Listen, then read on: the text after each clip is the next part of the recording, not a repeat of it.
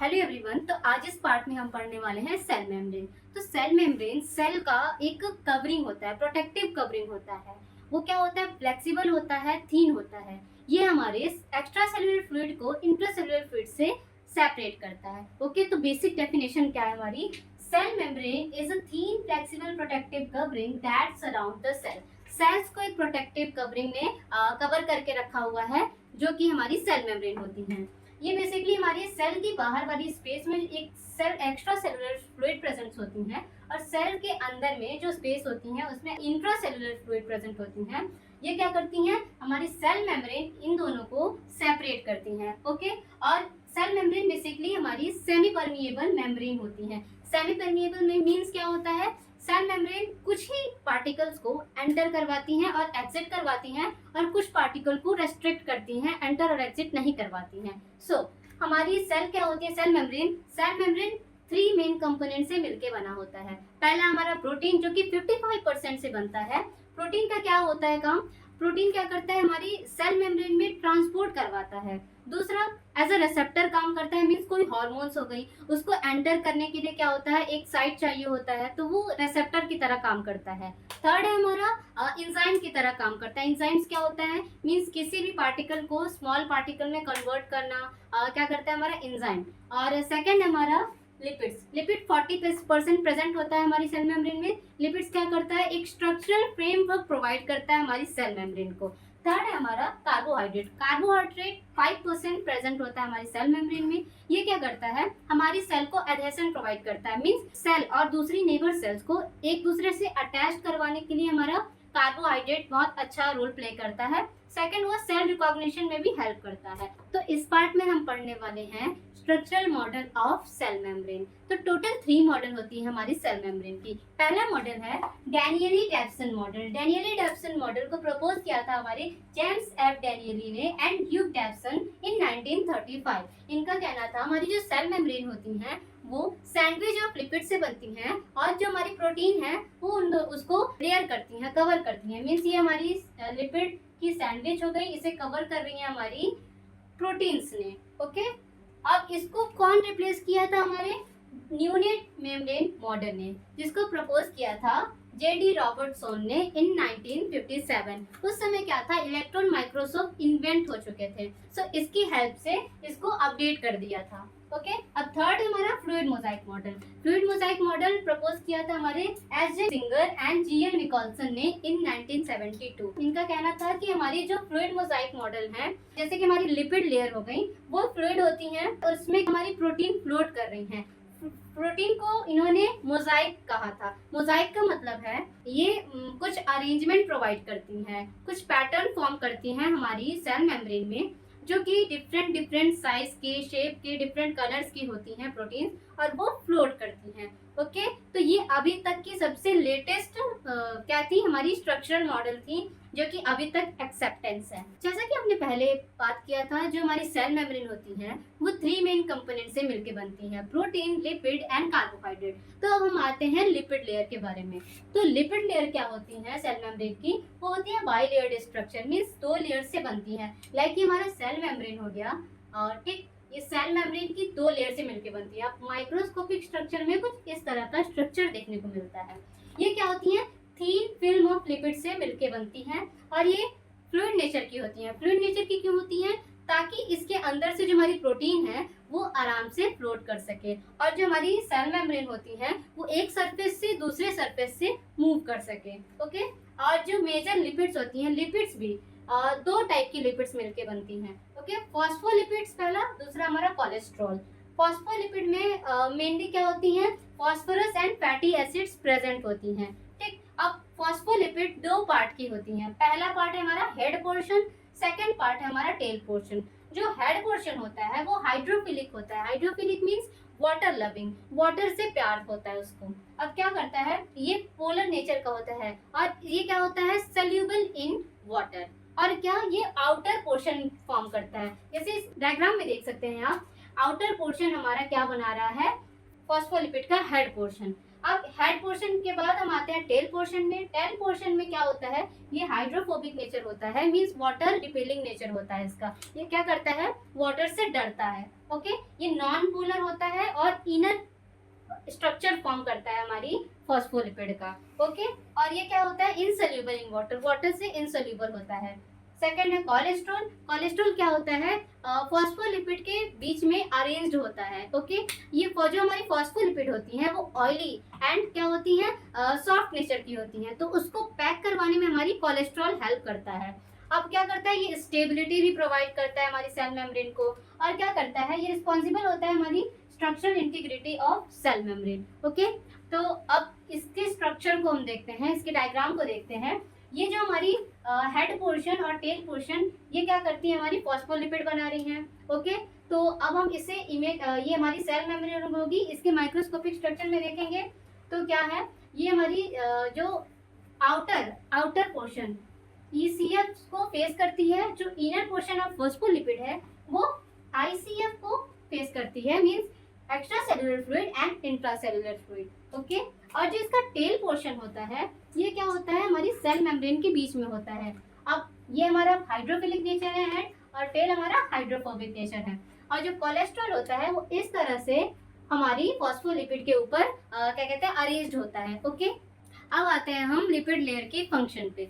तो पहला है हमारा, it act as a semi permeable membrane. Means क्या है, कुछ पार्टिकल्स को ये पास होने देती हैं सेल मेम्ब्रेन के थ्रू, और कुछ पार्टिकल को नहीं पास होने देती। जैसे हमारा फैट सेल्युबल सब्सटेंस होती हैं, इसको ये क्या करती हैं, पास होने देती हैं हमारे लिपिड के अक्रॉस। और जैसे कि हमारी ऑक्सीजन हो गया, कार्बन डाइऑक्साइड हो गया, अल्कोहल हो गया, एसेट्रा। और जो हमारी वाटर सेल्युबल सब्सटेंस होती हैं, इसे ये पास नहीं होने देती, लाइक हमारा ग्लूकोज, इलेक्ट्रोलाइट एंड यूरिया। अब आते हैं protein layer of cell membrane. तो जो प्रोटीन लेयर होती हैं वो इलेक्ट्रॉन डेंस होती हैं लेयर, और क्या करती है, ये हमारी लिपिड लेयर को एक प्रोटेक्टिव लेयर और कवरिंग प्रोवाइड करती है। ओके, तो इसके भी दो पार्ट्स होती हैं। ठीक, पहला है हमारा इंटीग्रल प्रोटीन। इंटीग्रल प्रोटीन में क्या करता है, ये हमारी पूरी जो सेल की थिकनेस है, सेल मेम्ब्रेन की थिकनेस है, इसके अक्रॉस पास करती है। ओके, इस तरह से हमारी क्या होती है प्रेजेंट, हमारी होती हैं इंटीग्रल प्रोटीन। ठीक, इंटीग्रल प्रोटीन को हम लोग ट्रांस मेम्ब्रेन प्रोटीन्स भी कहते हैं या फिर इंट्रिंसिक प्रोटीन भी कहते हैं। ओके, पहला एग्जांपल इसका चैनल प्रोटीन। चैनल प्रोटीन कुछ इस तरह की होती हैं। ठीक, चैनल प्रोटीन में क्या होती हैं, कुछ एंटर करती हैं हमारी with the help of passive transportation. Okay, अब सेकंड है हमारा कैरियर प्रोटीन। कैरियर प्रोटीन क्या होता है, ये कुछ मॉलिक्यूल्स को जब अंदर आना होता है तो वो खुद से नहीं आ सकता, आप कह सकते हैं उसके साइज की वजह से या किसी भी कारण वो नहीं आ पाता, तो ये क्या करता है, दूसरे मॉलिक्यूल्स के साथ अटैच होता है। अब ये मॉलिक्यूल्स क्या करता है, इसको हेल्प करवाता है एंटर करने में। तो इस तरह की प्रोसेस को जो प्रोवाइड करता है हमारा प्रोटीन एंटर करवाने में मॉलिक्यूल्स को, तो वो हमारी हो गई कैरियर प्रोटीन्स। ठीक, अब थर्ड है रिसेप्टर। तो कुछ इस तरह की प्रोटीन्स प्रेजेंट होती हैं हमारी सेल मेम्ब्रेन में, तो ये क्या करती हैं, जैसे हार्मोन्स हो गया, हार्मोन रिसेप्टर्स, तो हार्मोन्स को क्या करती हैं, ये आइडेंटिफाई करती हैं और अपने अंदर मतलब उसको स्पेस देती हैं, और इससे ट्रांसपोर्ट हो जाता है हमारा कोई भी हार्मोन या फिर मॉलिक्यूल्स। ठीक, अब फोर्थ है हमारा इंजाइम्स। इंजाइम्स क्या होती हैं, कुछ प्रोटीन्स होती हैं, ये क्या करती है, कैटेलाइज करती हैं, मतलब बिग मॉलिक्यूल्स को स्मॉल मॉलिक्यूल्स में कैटेलाइज करके कन्वर्ट कर देती हैं। अब हमारा सेकंड है पेरिफेरल प्रोटीन, इसका दूसरा नाम भी एक्सट्रिंसिक प्रोटीन है। ये क्या करता है, सरफेस पे अटैच्ड रहता है, सरफेस पे लोकेट करता है। सेकंड है लूजली अटैच्ड। ये क्या होता है, बहुत लूजली अटैच्ड होता है, ये जल्दी से रिमूव हो जाता है हमारी सेल मेम्ब्रेन से। ओके, इस तरह से हमारी सरफेस पे दिखती हैं पेरिफेरल प्रोटीन्स। इसके भी दो टाइप्स हैं। पहला है हमारा इंट्रासेलुलर। इंट्रासेलुलर मीन्स सेल के अंदर, मीन्स इस तरह का हमारा सेल है तो सेल के अंदर साइड में जो प्रोटीन्स प्रेजेंट होती हैं उसे हम लोग कहते हैं इंट्रासेलुलर पेरिफेरल प्रोटीन्स। और जो एक्स्ट्रा सेलुलर, सेल के बाहर के सरफेस पे प्रेजेंट होती हैं हमारी क्या कहते हैं प्रोटीन्स, उसे हम लोग एक्स्ट्रा सेलुलर पेरिफेरल प्रोटीन्स कहते हैं। ओके, अब इंट्रासेलुलर की एग्जांपल हमारी रिसेप्टर्स प्रोटीन, एंजाइम्स हो गई। ओके, और सेकंड एक्स्ट्रा सेलुलर की एग्जांपल हैं एडेसन प्रोटीन्स और एंटीजन्स। अब आते हैं फंक्शन ऑफ प्रोटीन लेयर। सो पहला फंक्शन है प्रोवाइड स्ट्रक्चरल सपोर्ट। जो हमारी इंटीग्रल प्रोटीन होती हैं वो क्या करती है, एक स्ट्रक्चरल सपोर्ट प्रोवाइड करती है हमारी सेल मेम्ब्रेन को। सेकंड है फॉर्म चैनल फॉर डिफ्यूजन। क्या हो रहा था उस समय पे, लिपिड के टाइम पे जो हमारी वाटर सॉल्युबल सब्सटेंसेस थे लाइक ग्लूकोज, इलेक्ट्रोलाइट, वो क्या हो रही थी, लिपिड से पास नहीं हो पा रही थी। तो हमारी जो चैनल प्रोटीन्स होती हैं वो डिफ्यूजन के थ्रू उन्हें पास होने में हेल्प करती हैं। ओके, थर्ड है helps in active and passive transport. तो क्या होता है, जब सेल के अक्रॉस ट्रांसपोर्टेशन नहीं हो पाता तो कुछ कैरियर प्रोटीन्स होती हैं और उन मॉलिक्यूल्स को लेके हमारी चैनल प्रोटीन्स के थ्रू एंटर करती हैं। जैसे कि मैंने पिछले बार बताया था कि ये जो मॉलिक्यूल्स होती हैं क्या करती हैं, चैनल प्रोटीन्स के थ्रू एंटर करती हैं और सेल में एंटर कर जाती हैं। Okay, act as pump. क्या होता है, कुछ कैरियर प्रोटीन्स पंप की तरह एक्ट करती हैं ताकि कुछ आयंस होते हैं वो अक्रॉस पास हो सके हमारी सेल मेम्ब्रेन के, लाइक हमारी sodium and potassium pump. Okay, serve as receptor. वो रिसेप्टर के साइड्स की तरह काम करती है, लाइक इस तरह का कुछ साइड प्रेजेंट होता है प्रोटीन का, कुछ हमारी हार्मोन और न्यूरोट्रांसमीटर्स होती हैं वो इससे अटैच्ड होती हैं और हमारे सेल मेम्ब्रेन के क्रॉस एंटर कर जाती हैं। और फंक्शन एज एंजाइम्स, हमारी कुछ प्रोटीन्स होती हैं वो एंजाइम्स की तरह फंक्शन करती हैं, मींस कंट्रोल करती है हमारी कुछ केमिकल और मेटाबॉलिक रिएक्शन एक्सेट्रा।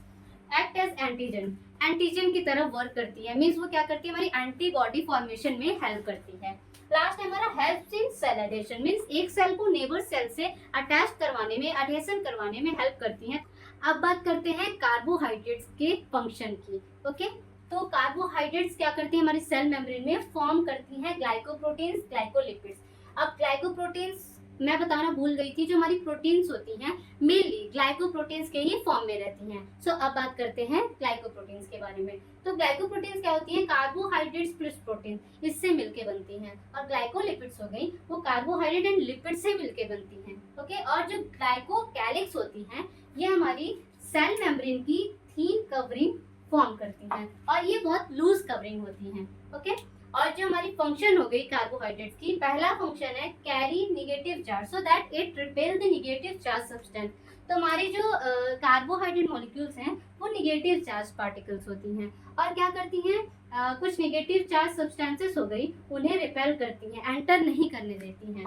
थर्ड है हमारा, सेकंड है हमारा help in cell to cell adhesion. जो हमारी ग्लाइकोकैलिक्स होती हैं वो क्या करती हैं, सेल को दूसरे सेल से, नेबरिंग सेल से टाइट फिक्स्ड करके अटैच्ड रखती हैं, उन्हें एडहेशन करवाती हैं।